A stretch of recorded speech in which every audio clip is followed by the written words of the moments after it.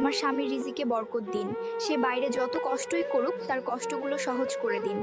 মানুষের কাছে নয়, সে যেন সবসময় আপনার কাছেই সাহায্য চায়। তার মনকে শান্ত রাখুন, তার শরীরকে সুস্থ রাখুন। সে যখন ক্লান্ত হয়ে ঘরে ফিরে আসে তখন যেন আপনার কৃপায় প্রশান্তি পায়।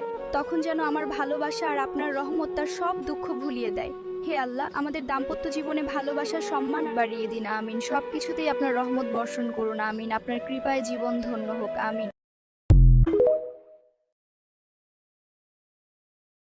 আমার স্বামীর রিজিকে বরকত দিন। সে বাইরে যত কষ্টই করুক তার কষ্টগুলো সহজ করে দিন।